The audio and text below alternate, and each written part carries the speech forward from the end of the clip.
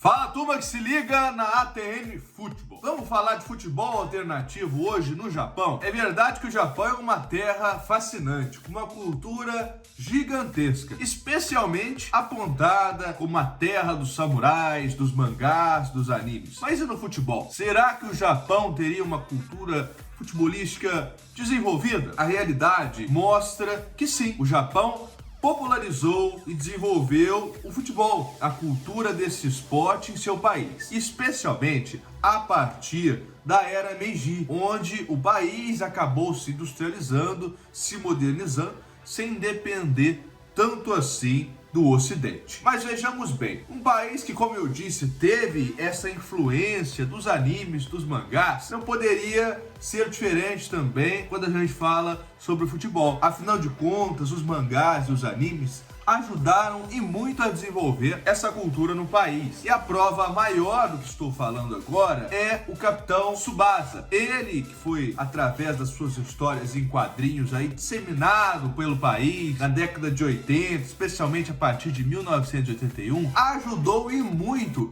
popularizar esse esporte entre as pessoas do país, especialmente, obviamente, os seus adolescentes. E olha, para falar um pouco dessa história da popularização do futebol na terra do sol nascente, entrevistamos Thiago Bontempo. O Thiago é especialista em futebol japonês e tem um portal muito conhecido no Globo Esporte chamado Futebol no Japão. Vamos conferir o que ele falou?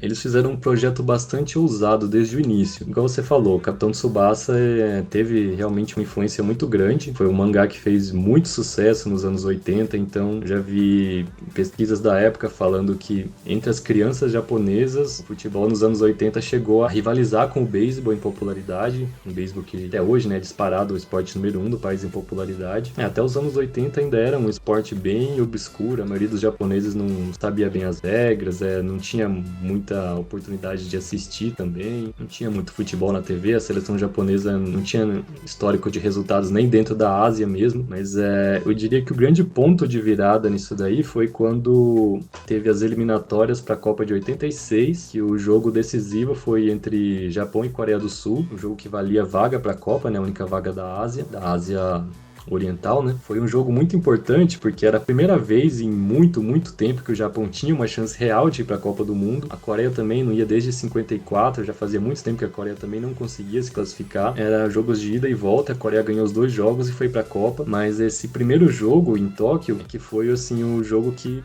diria que mudou tudo. A Coreia ganhou por 2-1. O gol do Japão foi marcado pelo Kazushi Kimura, que era o grande craque do Japão nessa década de 80. Inclusive, ele foi o mestre do Shunsuke Nakamura em cobrança de falta. O Nakamura que ficou muito famoso, principalmente por cobranças de falta, Até hoje, acho que ele ainda está entre os principais cobradores de falta até do futebol mundial. Até então, o único grande resultado que o Japão tinha era uma medalha de bronze nas Olimpíadas de 68. E eles achavam que aquele time do Japão dos anos 80 era tão bom quanto aquele. E mesmo assim, quando essa seleção chegou no auge, quase chegou na Copa do Mundo, mas não conseguiu, aí os japoneses pensaram, o que a gente vai fazer, A gente conseguiu ter uma seleção tão forte como a gente nunca tinha antes, mas mesmo assim a gente não conseguiu ir pra Copa. E de novo a gente perdeu da Coreia do Sul. Era aquela barreira intransponível, Em quase sempre que o Japão jogava com a Coreia do Sul, eles perdiam. Uma freguesia histórica, Que grandes derrotas sempre com a Coreia do Sul, sempre com a Coreia do Sul. E aí eles viram, o que a Coreia do Sul tá fazendo, Eles tinham acabado de lançar uma liga profissional. 10 anos antes da J-League, a Coreia do Sul lançou a liga profissional deles, e foi aí que que os dirigentes japoneses perceberam, nossos rivais, por mais que a gente tenha melhorado, nossos rivais melhoraram mais ainda. Por quê? Porque eles criaram uma liga profissional. Foi aí que eles perceberam que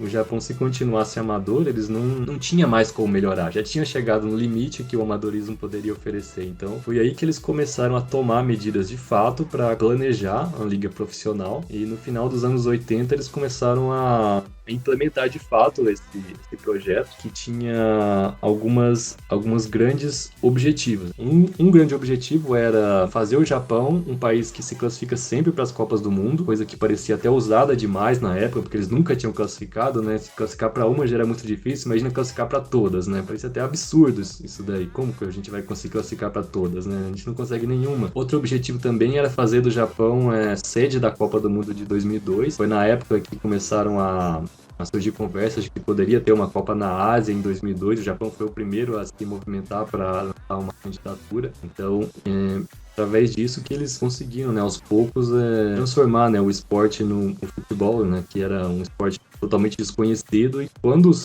saiu a J-League, quando começou em 93, em nível de popularidade, chegou a praticamente ficar igual ao beisebol naquele ano, de tão alta que foi a febre do futebol, com o estádio sempre lotado, os ingressos de todos os jogos se esgotavam, todos os produtos, eles lançaram todo tipo de produto que você pode imaginar, de caneta, chaveiro, camiseta, cachecol, enfim, todo tipo de produto que existia, eles lançavam com os nomes dos times, com os mascotes. Foi uma ação de marketing, assim, gigantesco. Acho que em toda a história do esporte japonês, eles nunca fizeram nada tão gigantesco igual fizeram com o lançamento da J-League. Inclusive, o nome J-League também foi um nome muito forte, que até por causa disso, depois isso influenciou até na Coreia do Sul, e a Coreia do Sul, a liga lá, não chamava K-League, né, com o K de Coreia. Foi depois do sucesso da liga japonesa que eles mudaram o nome e botaram o K, né, virou K-League, e também é por causa disso que outras coisas de cultura, por exemplo, música, novela. Por exemplo, no Japão tem o J-pop, J-rock para o estilo de música, tem o J-drama para as novelas. Na Coreia também, né? Virou K-pop, J-drama, enfim. Por causa do J da J-League, acabou influenciando várias outras coisas, nomes de outras ligas também. Desde os anos 90, né, também coincidiu que foi quando todo esse investimento acabou tendo retorno na seleção também, né? A seleção começou a ficar mais forte nos anos 90, quase classificou de novo para a Copa de 94, mas depois conseguiu em 98, aí sim cumpriu aquela meta lá de classificar para todas as Copas. Então desde 98 o Japão sempre participa de Copa do Mundo, que nos anos 80 parecia impossível, ambicioso demais, já virou realidade. E a partir dos anos 90 o futebol meio que se firmou como o segundo esporte mais popular do país, só atrás do beisebol. E sempre que muitos japoneses também já me falaram que entre as crianças, geralmente elas gostam mais de futebol do que de jogar beisebol. Olha, vivendo todo esse esplendor econômico, o Japão chegou a se figurar, inclusive, como a segunda maior economia do mundo. E dessa forma necessitava de uma liga de repercussão mundial que fosse compatível com o país das dimensões econômicas do Japão. E por isso foi criado em 1992 a primeira grande liga de repercussão mundial, a J-League, tendo sua primeira edição em 93. E que estratégias poderiam ser usadas para impulsionar essa liga no país? A estratégia e o plano usado, em um primeiro momento, concentrou na medida de encontrar esforços para se igualar ou pelo menos se inspirar em ligas ocidentais, como as ligas americanas, estratégias de marketing das ligas americanas, ou ainda a forma como os dirigentes europeus dirigiam seus times, gerenciavam suas equipes. E assim teve inspiração para a criação da J-League. E olha, é bom que se diga que a J-League teve também como uma de suas características principais o nome de cidades, para gerar uma identificação por parte da comunidade. As equipes tinham o nome de cidades. Ou seja, para que uma equipe conseguisse entrar na J-League, era um pressuposto básico, no caso, ter o nome da sua região ou de sua cidade. E assim, os torcedores poderiam ter uma certa relação de identificação, de pertencimento à equipe, que ajudaria aí muito na popularização do esporte. Assim como foi, por exemplo, também a ideia de colocar a liga com a letra J no seu início, letra que representa, no caso, o Japão. J de Japão também é uma estratégia que ajudaria na disseminação e popularização do esporte. E não é que deu certo, mas em que momento ocorreu o apogeu desse esporte na terra do sol nascente? Esse momento ocorreu a partir dos grandes investimentos que permitiram grandes transformações no Japão. E as empresas tiveram um papel crucial nessa questão. Elas ajudaram a trazer, por exemplo, grandes jogadores do futebol mundial, como Zico, Bebeto e até mesmo César Sampaio e Dunga, que chegaram a ser convocados para uma Copa do Mundo